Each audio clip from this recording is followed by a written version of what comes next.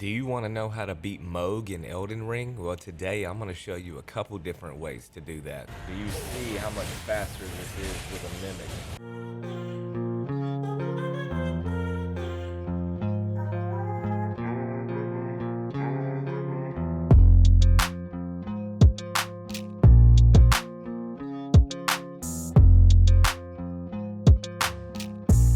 Welcome back to the channel, YouTube. Winks here. So, like I said in the beginning, today we're going to be discussing Mohg and how to beat him. If you haven't already, go ahead and hit those like and subscribe buttons. That way you never miss out on anything that I upload.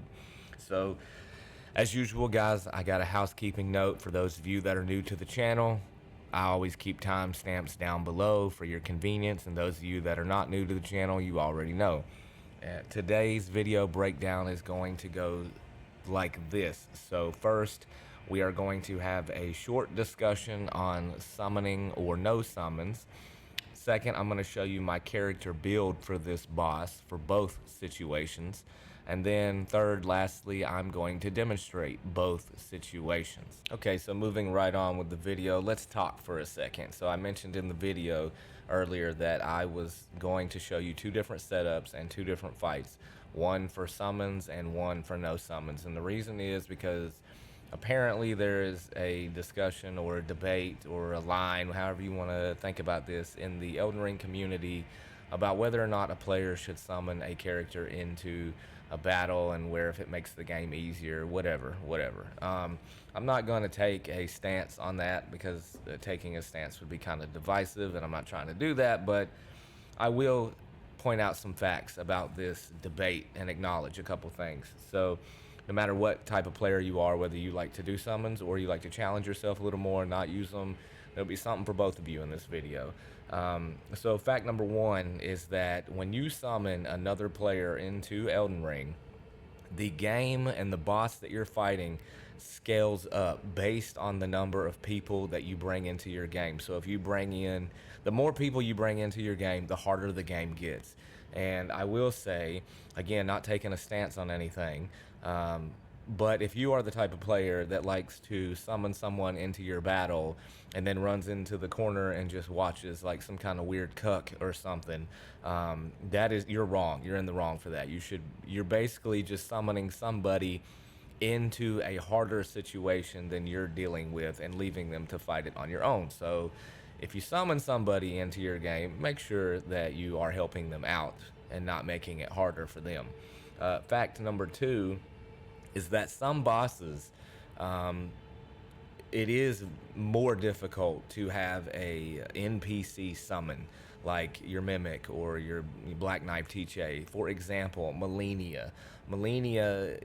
Honestly, I wouldn't summon in that fight because Melania, every time she hits you or your summon, she gets health back. So it doesn't benefit you really a whole lot to have a summon come into that particular battle. You have to be very strategic on which summon you are picking to come into that battle. That's all I'm going to say on that, because that is a fact. You need to be strategic on who you summon into this match or your boss fights.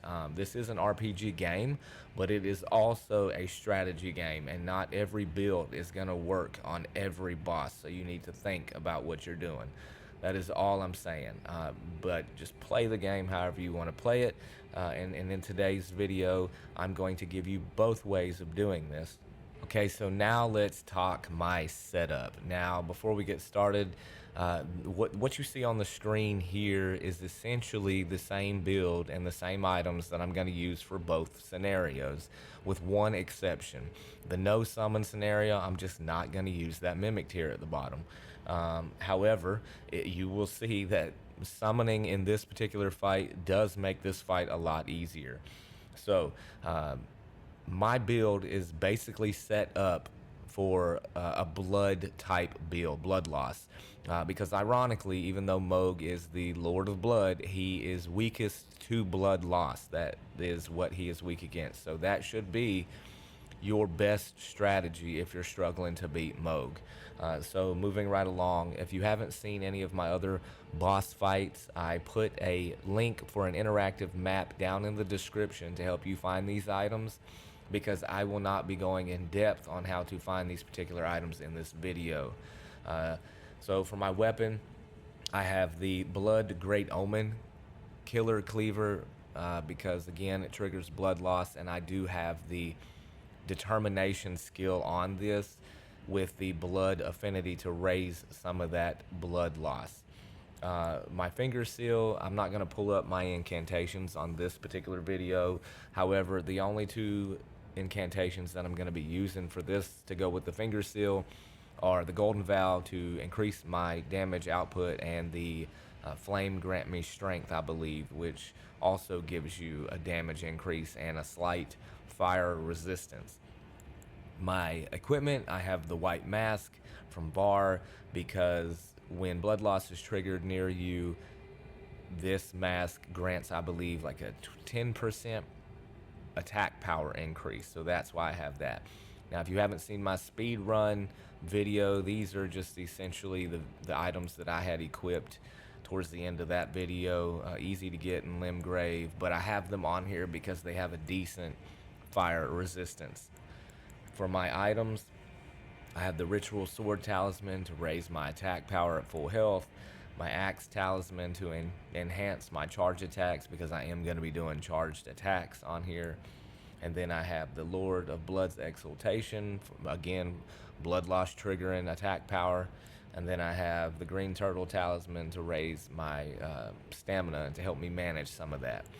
And then for my Flask of Wondrous Physique, I've got the Stone Barbed Crack Tier to help break his stance, and the Purifying Crystal Tier, which purifies the curse of the Lord of Blood. Now, what that is, that Lord of Blood curse, you'll see it in the second phase, is essentially he raises his little spear into the air 3 times, and each time he does it, it takes a large portion of your health down, and if you're not paying attention and managing that during the fight, it will kill you. This particular crystal completely nullifies that if you use it at the right time. It is not required, but it will help you where you do not have to consume your flasks to help stay healed. Also, I have Mohg Shackle.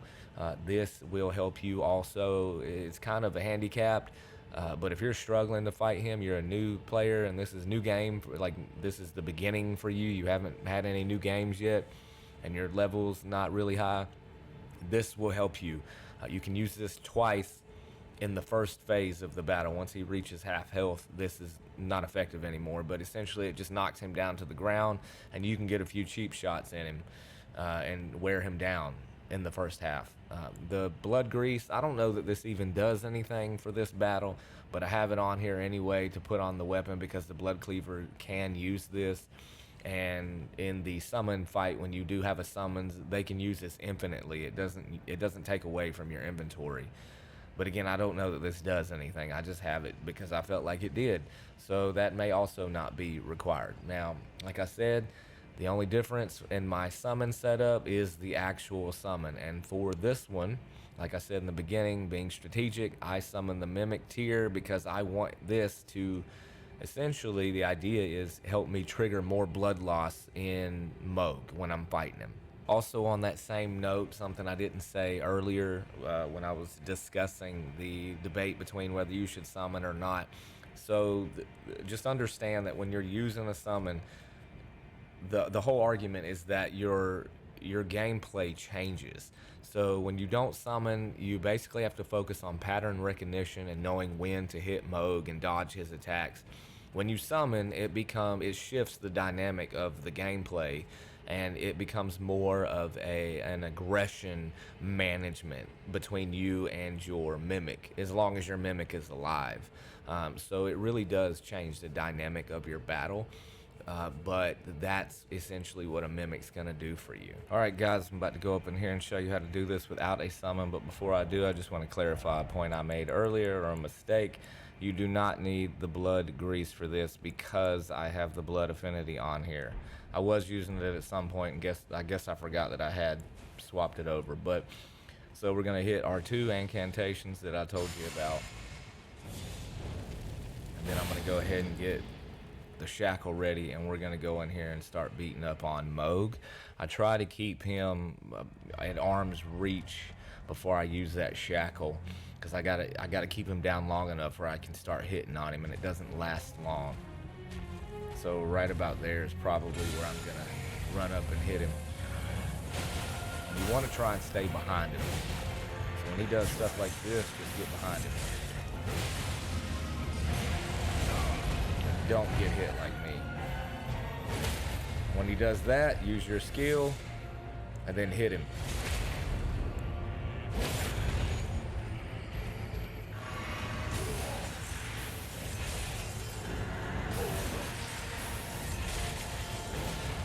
Now he's doing that thing, his little ritual, and we just use our blast.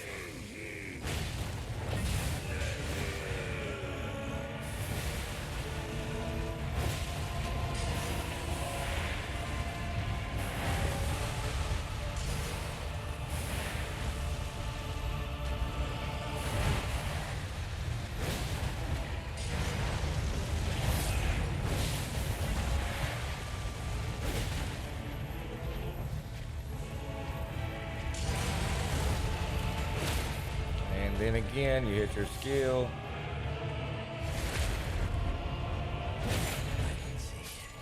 And just like that, he's down.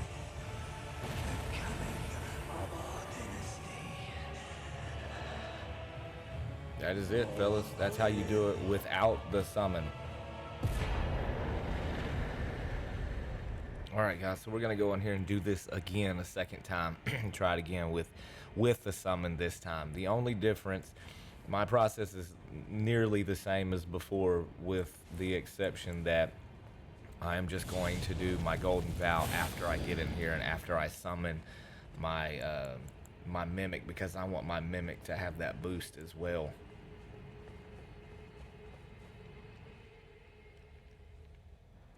So let's go ahead and summon, get my health back, go ahead and hit that golden vow, power him up too, and then I'm going to get my shackle ready and start beating on Mohg.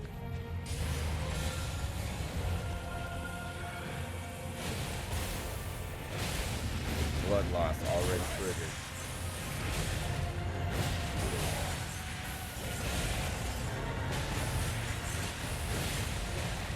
Do you see how much faster this is with a mimic? I can see it. Just like that. He is dead. Again, with a summon.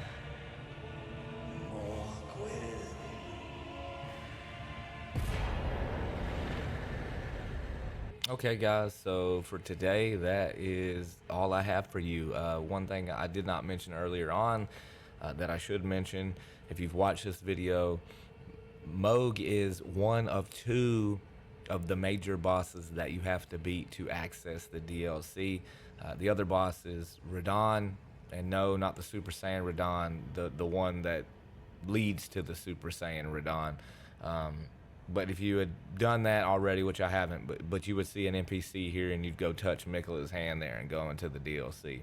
But that's it for you today, guys. In summary, what we talked about was a little bit about the discussion on whether or not you should summon or not summon.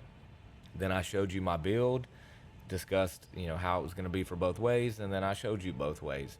Hopefully you've liked this video and learned something along the way. That's my goal, is to help other players and enjoy this game. And if you found it useful, give it a like and thumbs up, subscribe, and Winks out.